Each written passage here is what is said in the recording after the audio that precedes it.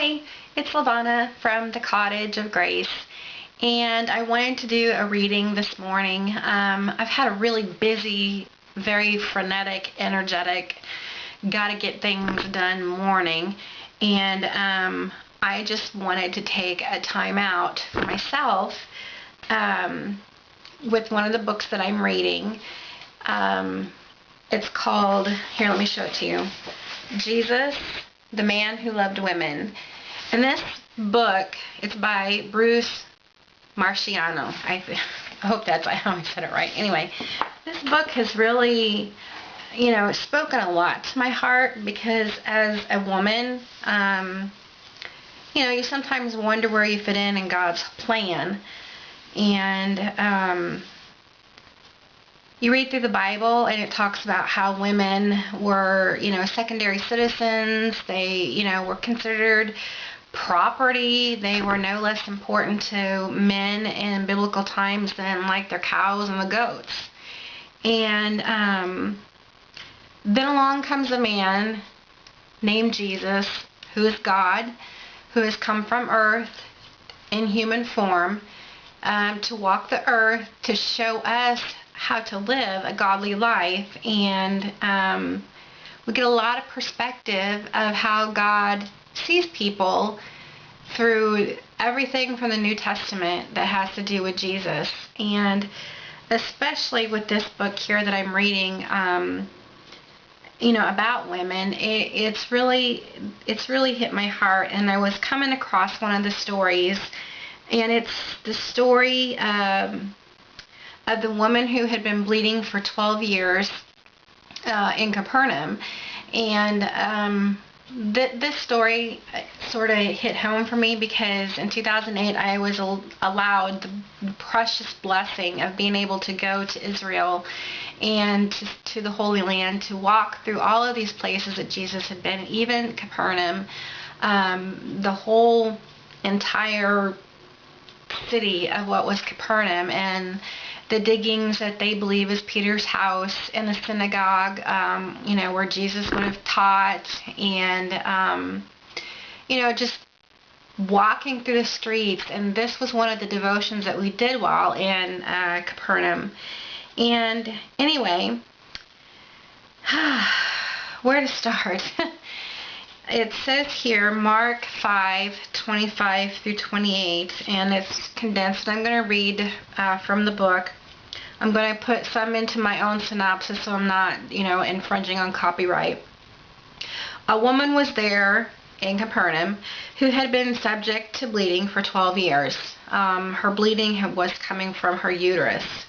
And when she had heard about Jesus, she came up behind him in the crowd and touched his cloak, because she thought, if I just touch his clothes, I will be healed. She didn't make an appointment with Jesus. She didn't make it, the point to go, hey, Jesus, I'm here. Come heal me. Jesus was actually on his way to heal a daughter of a synagogue ruler. His name was Jairus. And this daughter was dead from her illness, and Jesus was on his way to go heal her and make her well and raise her from the dead.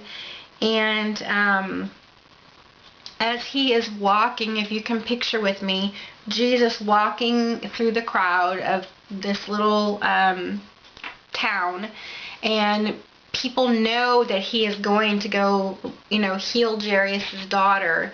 And mob mentality, I'm sure, set in, oh my gosh, Jesus is going to heal somebody. Oh my gosh, this girl's dead. Let's go see what's going on. And people start coming and, and following him. And in a little town, you know how it goes, word spread fast. So this woman, she was a woman. She was bleeding for 12 years from her uterus.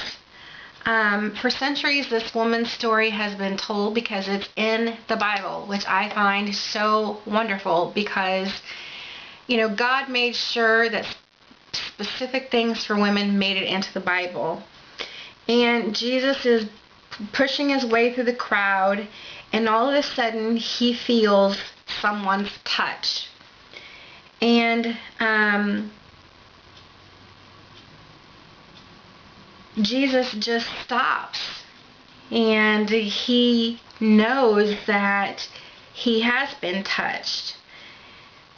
There is a fact that it seemingly occurred without Jesus' specific intent, this healing. Jesus did not specifically go up to this woman to touch her, to heal her. This was something that was not in Jesus' intent. It was a woman's intent to get healed, but Jesus wasn't, focusing on it. There is also his words, Luke 8:46, where he says, I know that power has gone out of me. And can you imagine being so divine and knowing that someone has touched you and just instantly that power has been gone, and it healed her. More than any other aspect of this gospel encounter, it is this woman's determination and her faith that has attracted the most attention with this story, as well as Jesus' words to her. He said, your faith has healed you. Matthew 9:22. Jesus' words had nothing to do with his doctrine. On that first century day, Jesus was simply a man who stood eye to eye with a woman. It could have been me, it could have been you, or your mom, or your daughter, or your aunt, or your sister. And she was just simply a woman who stood face to face with the very God who created her. And the thought that I had written down was, God came to earth.